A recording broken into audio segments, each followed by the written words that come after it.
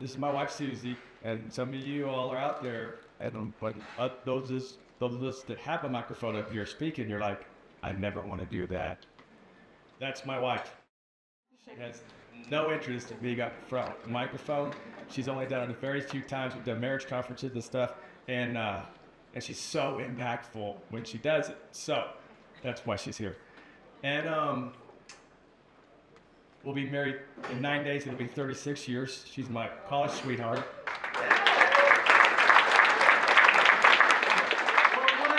That's right. Go Flames. I feel like coaching, if I'm working, it's Susie and Jesus, or I'm either dead or in jail. And that's my DNA, by the way. We've got 4 daughters. Our oldest is 30. Our youngest is 14. And yeah, no accident there either, y'all. That was on purpose.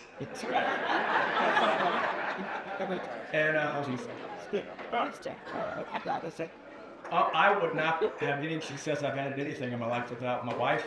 She's the smartest, toughest, hardest working person I know. It's true.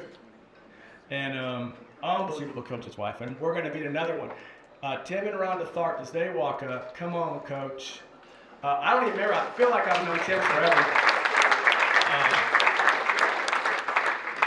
Coach Tharp, I don't remember when we met, but I do remember there was a hurricane coming to the East Coast, and we get a phone call, and he's like, hey, brother, y'all got room? And we're like, yep, come on. And so they come in. We don't have a big relationship or whatever, but they came and became part of our family during that storm, and we've been close ever since. Tim has done it all.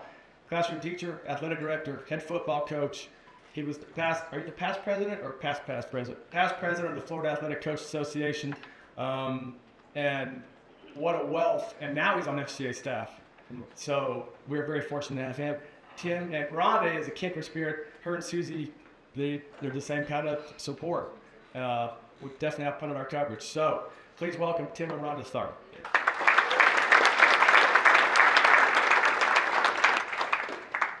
We're going to let Susie ask the first question, again, because she just wants to be done. I love coaches' wives, I do. And I don't mind sitting around the table talking. I just don't want to do. You think about me, that's all. I'll listen. Okay. So we met 25-ish years ago down in the store. That, if you're a coach's wife and you're a coach, and love, there's a bond automatically, right? No matter. But don't remember how y'all met. You Floridians, how you came to know each other. Was he coaching when you met? He was coaching. I'll give you the short story. The girls will love the little chick lecture. I'll back up one. I was not dating anyone. I had a real close relationship with the Lord. And I was driving down the road one day and felt the Lord say, I have no husband for you.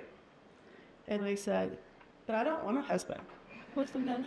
And he said, no, I've got a husband for you. You'll love him. And he said, think of it this way. It's kind of like me coming and living in the flesh with you.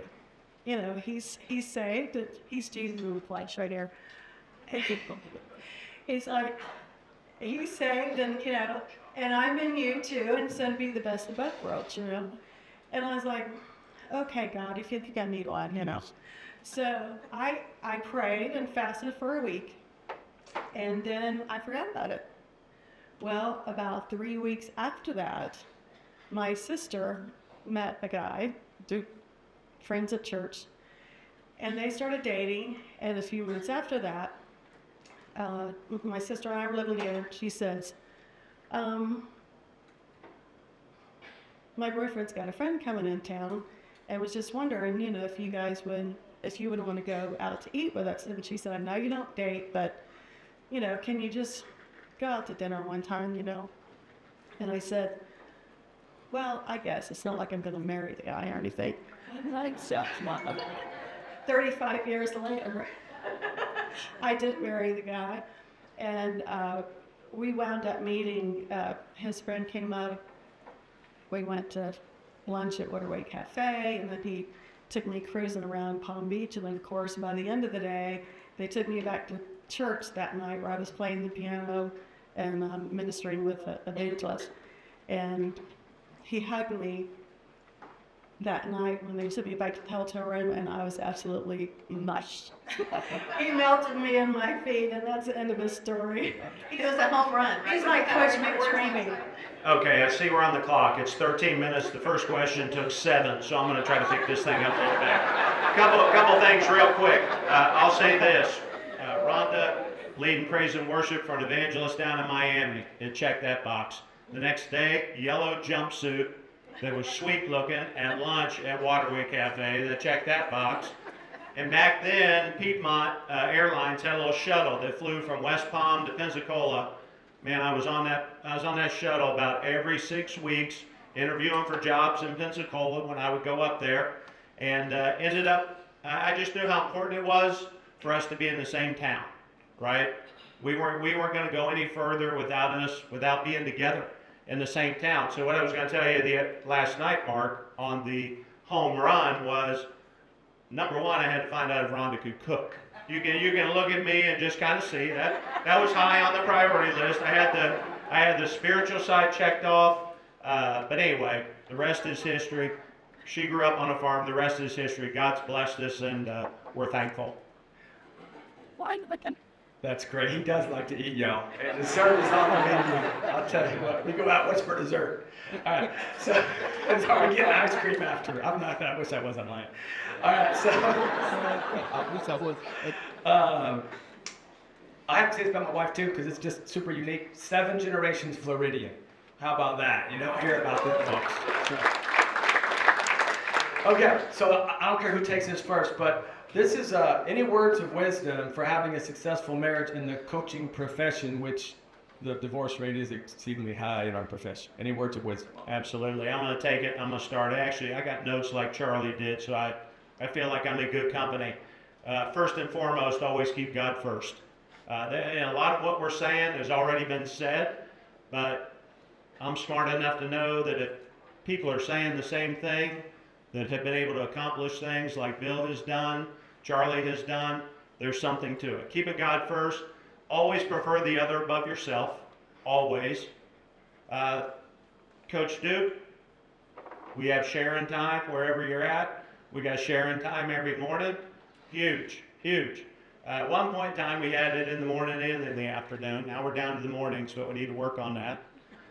Important to serve together within the football program or whatever sport that you are coaching. All of us have different talents. All of us have different strengths. Very, very important. Important of the spouse's prayer life for the program and for you. Invaluable. Invaluable. That was probably the first box that got checked prior to seeing Rhonda at the service that evening years ago in Miami. And I'll just say this real quick about that. Took the first head coaching job, was overwhelming. You're a coordinator here, you're a coordinator there, you think you're working your tail off all the time. You have absolutely no concept until you sit in the chair. Took a program over in '98, disastrous program, similar to what Bill did at Naples. And I can remember, it was, not only was it terrible on the field, coaches fist fighting on the sideline, just as bad as you can imagine. Man, I jumped in that thing, it was my alma mater. We jumped into that thing, hit the ground running. But I can remember like it was yesterday, going up in that press box during the day and just laying on that floor praying. And knowing, that my wife's home doing the same thing. So the prayer piece of it, huge. Baby? I'll get the marriage part. He got to work hard. Was one of the things before he married, he said it's, very important. I'm going to be a coach. That's what I'm called to do, is that the time and the commitment that it takes. And so he moved up to Pensacola where I lived at the time, and we went through a football season together so I would know. And I think that is very important. For me, I didn't mind because I loved my alone time with the Lord, so the Lord knew what kind of husband I needed. But it was great because we just clicked, we flowed, and it wasn't any problem at all. And through the career, you know, he's taken care of everything on the field, and I would tell for everything off the field, you know, from whatever. But the number one thing I would say for words of wisdom and a marriage is the biggest thing I've learned through him is thoughtfulness, and I call him thoughtful too, because he's always thinking of others, which is what we've been talking about this weekend: love, service, encouragement. You don't have yourself on your mind. Get yourself off your mind. It never even crosses you what's in this for me, or you're not trying to maybe like to push your agenda. You're always wanting to please them and so down.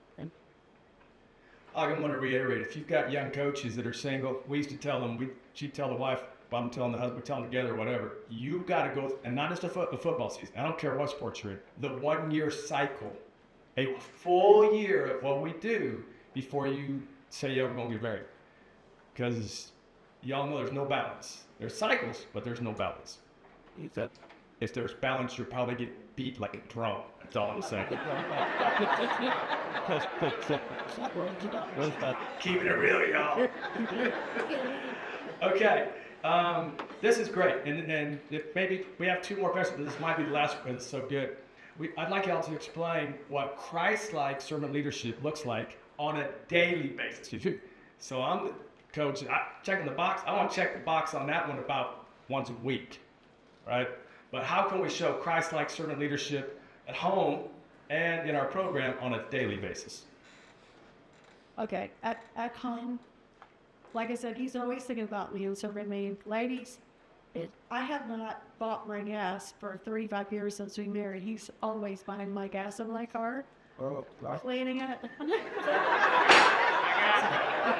Can we ask another question? Come on, man.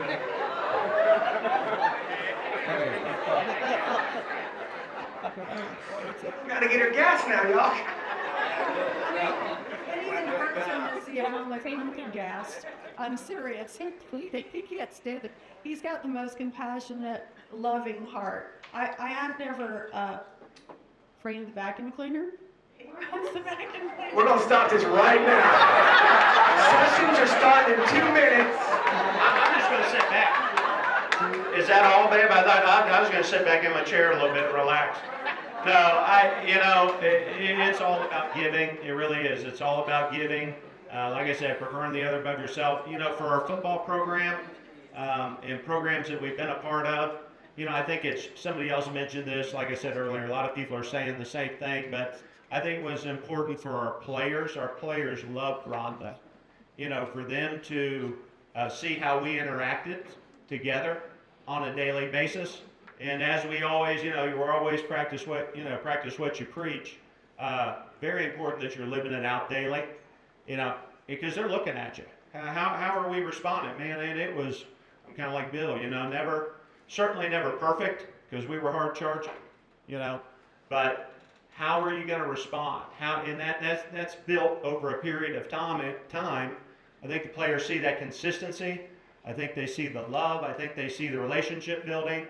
And always keep it in the back of your mind, and this is very, very difficult, which kind of leads into the 4th question, but it is, Coach, and I struggle. I'll admit this, I struggle with this. It's what you do and not who you are. Coaching is what I did and not who I was. But let me tell you, when the scoreboard is judging your success rate, it took me years to be able to kind of get that thing compartmentalized. So difficult to do, but guys, don't let it define you. You're a whole lot more than that. And this is a great one. I'm fortunate to only work at 2 places, and by choice. But coaching been starting a bunch of programs and taking over stuff that was train wreck more than once. So, what are key elements of the head coach that you got to bring when you're taking over a new program? And I want to throw in there too, if you're a first-time head coach, how pitfalls you can avoid. I'll buzz through these 3 minutes and 49 seconds. And guys, let me tell you, the list is endless, but these are the things that work for us, right? You can take this list, you can apply things, but here we go. First and foremost, keeping God first in everything that we did. Spending time on your knees, I can remember taking the gardens job. We went to the four corners of the property with my parents, anointed the property, prayed over it. You know, just don't neglect that spiritual side of it. Number two, never, ever compromise your belief system or your philosophy. It ain't nobody else's program. I don't care what you're coaching.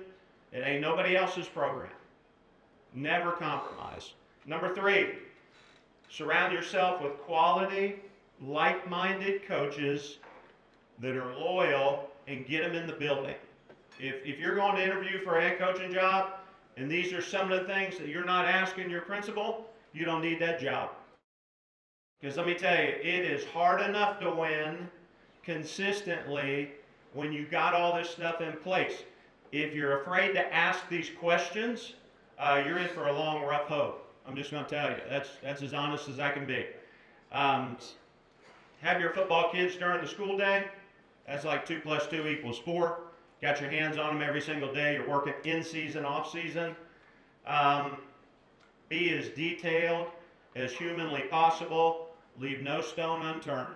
Somebody asked somebody here at this table, "Are you ready? What are you going to do for the championship game?" You know, yeah, that's in the distance. Guys, let me tell you something. We got a plan for everything, and it's going to be extremely, extremely detailed. I think it's important to know what you're doing in season, off season, and summer season. And I was going to tie that in relationally as well. You know, when it's season and your wife's birthday is in September, let me tell you, brother. January. You wish it was in January. It's difficult. I mean, it's difficult to kind of keep. So I think you kind of got your in-season mode. You got your off-season. You know, you make up for it in the off-season. You make up for it in the summer season, spending more time together, doing more things like that. Things that you can never do during the season. Now, we never missed a birthday. We didn't always win on September 19th or the week of September 19th. But did everything I could do to try to be as pleasant as I could be. If that was in the off season and summer season, a lot easier. Next point, no shortcuts to success. Guys, let me tell you, this ain't a knock on anybody in the room, but this is what I see as I'm inter-coaches in Palm Beach County. The younger guys think they got a faster, better way of doing things. Oh. And that, once again, not knocking nobody, don't cut corners. Don't cut corners. 40 seconds. Preparation. Your preparation must always include the physical side. Obviously, we're all pretty good about that. The mental, which is academic and psychological side of it. And then the last part is the spiritual side of it and the relationship side of it. If you don't have those three things working in your program, you're barking up the wrong tree. Tough. Stay humble. Somebody just said it up here. Didn't get super high, didn't get super low. You're never as good as what they say you are. You're never as bad as what they say you are. And then the last thing that I've got on my list, be a lifelong learner. Be a lifelong learner. About the time you think you've arrived, if I was going to go run split bag beer, I'd be talking to Bill Kramer. I'd be living at Bill Kramer's house again. I think we still owe you guys some money for staying there for a week, but we'll get that to you. But anyway, just not total, not everything in the list, but for young coaches, guys, we're always available to talk ball. We're always available to talk relationship. We're always available to talk how those intertwine. So I appreciate the opportunity. Thank you, Tim and Rhonda Tharp.